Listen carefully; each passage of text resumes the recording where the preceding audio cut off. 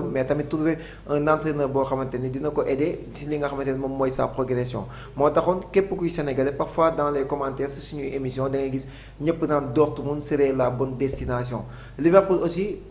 baax na parce que tey jii Ibrahima Mbaye fas yéene dem Liverpool il n'y a plus de Mohamed Salah Cody Gakpo dans le doute moom il a donné son accord pour rejoindre fële nga xamante ni moom mooy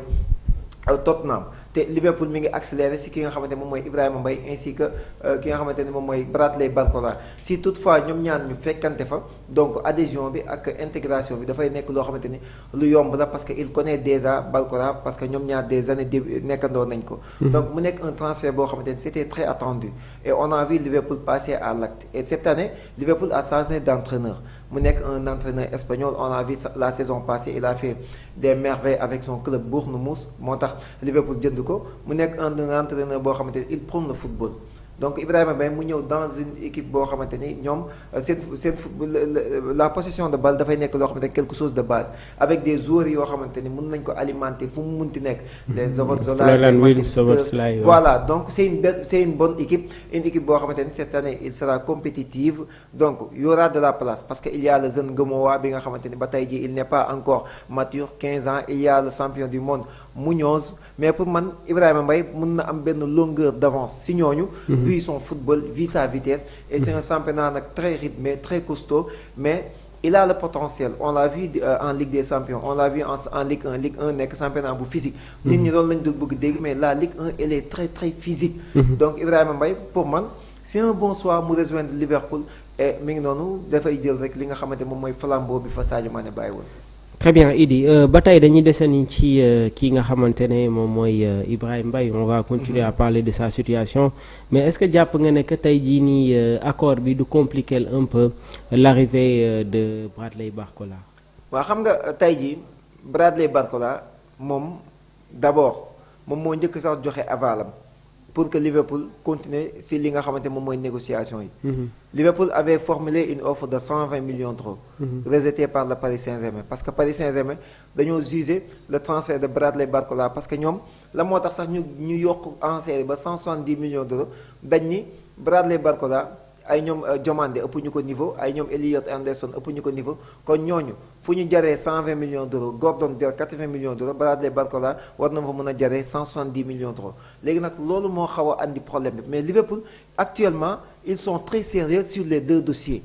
Actuellement ils accélèrent sur les deux dossiers bañ naka ba dañ ni woon sax ñoom dañuy bàyyi ba 15 derniers jours mercato bi ñu duggaat à l'assaut pour tamit Paris Saint-Germain mën a wàññiwaat en série parce que actuellement dafa nekk loo xamante ni seen priorité parce que coach bi moom moo ko exiger. te nekkul ay caaxaan yoo xamante ni pour rek am kenn ki bañ a am keneen ki mais Liverpool est très sérieux sur ces deux joueurs là deux profils yoo xamante ni ñoom dañ ko bëgg moo tax tey jii gis nga ñi ngi prêt sax pour formuler beneen offre de 140 millions d'euros parce que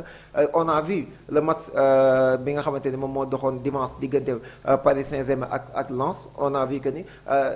avec le groupe de Luis Enrique on sent carrément que ni kat Bradley Barcola ak ki nga xamante ni moom mooy Ibrahima Mbaye ils sont sur le départ moo tax ki nga xamante moom mooy Enrique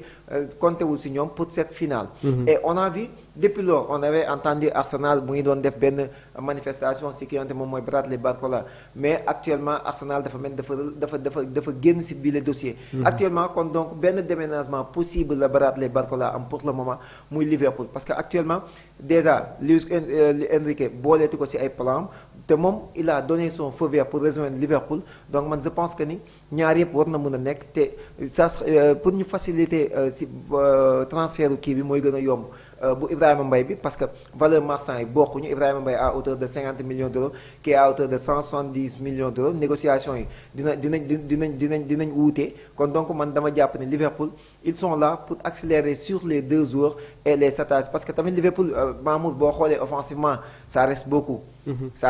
il n'y a plus de Luis Suarez il n'y a plus de Cody Gakpo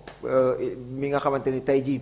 il a des envies d'ailleurs il y a le jeune Ngomowa mënoo jël poids équipe bi yëpp teg ko ci kawam. Muñoz c'est un jeune bu jugee Espagne est-ce que dina adapté wu très rapidement dans le championnat par rapport ak à des joueurs yoo xamante ni on peut dire c'est des produits finis. comme Bradley Barcola ay Ibrahima Mbaye ku teg les 2 Ligues des Champions 2 Super Coupe d'Europe tu es un produit fini. Donc Liverpool loolu la soxla moo tax dans cette perspective s'attacher les services de ces 2 Parisiens. pour man c'est une bonne chose. Alors on va enchaîner rapidement ñëwaat tamit ci beneen point.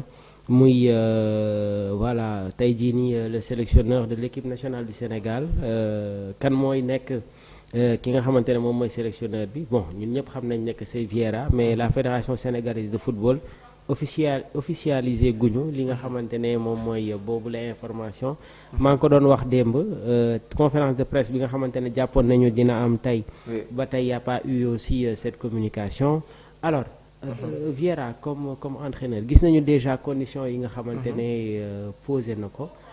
tey jii déjà mi ngi wax ci li nga xamante ne moom mooy le staff bi nga xamante ne war nañ ko aménager waat. nan ngay jàngatee tey jii boobu la situation waaye tamit les légendes noonu laa koy waxee du football sénégalais yi nga xamante ne bokkoon nañu ci boobu le staff El Hadj Ousseynou Diouf ak Kalidou Fadiga menacé. D'abord damay dikk sax ci conférence de presse bi. parce que démb maa ngi jot ab information que la fédération dañoo décider annuler conférence de presse bi parce que y a du sérieux commencé na jàll mooy dañoo bëgg régler le cas de Pape Thiaw avant ñuy présenter Patrick Vieira. loolu moo tax ñu annuler conférence de presse bi parce que ñoom ils jugent que ni cas Pape Thiaw bi tant que réglé wuñ ko. mënaguñu officialiser voilà donc loolu moo tax ñu repousser conférence bi kon donc ça veut dire que ni la fédération dès maintenant bu fekkee bu ñu sukkandikoo ci yile information donc ça veut dire dès maintenant ils vont s'accélérer pour libérer ki nga xamante ne moom mooy Pape Thiaw jox ko li nga xamante ne moom la yellool et loolu c'est une bonne chose pour le football sénégalais. Bon Patrick Vieira donc ce n'est plus une information sa officialisation. On sait tous que maintenant c'est le nouveau entraîneur de l'équipe nationale du Sénégal. donc tey jii ñu gis nag mu teg ay conditions yoo xamante ne tey jii peut-être Patrick Vieira d'après lu ñu gis il envisage de changer de capitaine. il ne compte pas si li nga xamante ne moom mooy les cadres. waaye tamit ñu gis ni il envisage aussi staffam bi mu raxas ñenn ñi comme on a cité des noms comme El Hadj Diouf Khalidou Fadiga ak ñi nga xamante ni moom mooy ay ñoom Cheikhou Kouyaté. Khalidou Fadiga xam nañ ni tamit c'est un conseiller fa li nga xam ne moom mooy sa fédération bi parce que moom day liggéey ak ki nga xamante ni moom mooy Abdoulaye Fall moom ak Ferdinand Coly ñoom ñooy job ak moom donc moom am na partie boobu noonu foofu nga xamante ni kenn mënu ko génne ci équipe bi mais li ma gis kii teg dafa bëgg dès à présent bunkériser équipe am dès à présent mu gérer sa gestion parce que mi ngi laaj benn kinésie boo xamante ni moom moo koy gérer équipe am. mi ngi ko bëgg utal boppam. waaye tamit bëgg na tamit li nga xamante ni moom mooy benn attaché de presse boo xamante ni moom moo koy choisiral boppam kon donc mi ngi préparer ci lépp parce que tout se passe dans la communication une bonne communication moo lay permettre pour nga mun a ñoŋal sa liggéey léegi nag il y a une gestion boo xamante ni bu fi newoon la je sais pas ba xam mais d'après li ñu gis kii di Vieira il n'est pas prêt pour être dans la continuité muy lan jël tout le pouvoir jox ko les cadres. moom il veut du changement peut-être sax